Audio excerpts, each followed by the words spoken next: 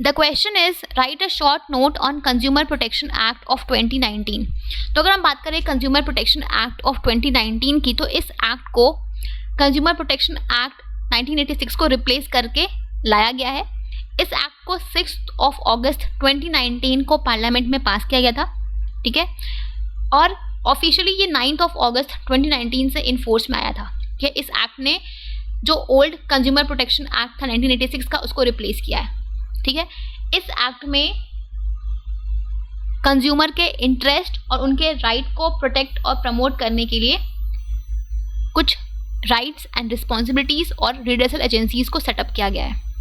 Right, मतलब कि इस एक्ट में बेसिकली कंज्यूमर्स के क्या क्या राइट्स हैं, क्या क्या रिस्पॉन्सिबिलिटीज हैं, ठीक है, और उनके जो भी इश्यूज हैं उनको एड्रेस करने के लिए रिड्रेसल फोरम्स को फॉर्म किया गया है। ठीक है, इसमें ये 3 चीज़ें बेसिकली इंक्लूडेड होती है। इस एक्ट में ये 3 चीज़ें बेसिकली डिफाइंड है कि कंज्यूमर्स के क्या क्या अधिकार हैं, क्या क्या रिस्पॉन्सिबिलिटीज़ है, और उनकी ग्रीवेंसेस को एड्रेस करने के लिए रिड्रेसल फोरम्स कौन कौन सी हैं। Right, so this act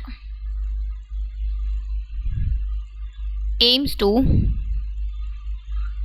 protect and promote the interest of consumers,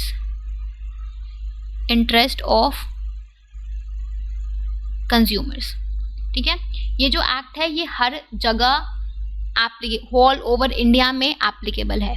ठीक है, कोई भी जितने भी आपके बिजनेसेस हैं सबके ऊपर ये एक्ट एप्लीकेबल होती है। इस एक्ट में कुछ राइट्स दिए गए हैं, कुछ आपके रिलीव रिस्पॉन्सिबिलिटीज दी गई हैं कंज्यूमर्स को, और एक 3 टायर मशीनरी फॉर्म की गई है जो कस्टमर के ग्रीवेंसेस को रिड्रेस करेगा। ठीक है, ये था आपका about the whole consumer protection act of 2019। ठीक है, इस जो एक्ट का जो स्कोप है वो काफ़ी ज़्यादा बड़ा है। ठीक है, so you have to write all these points here in a paragraph. Clear? Okay.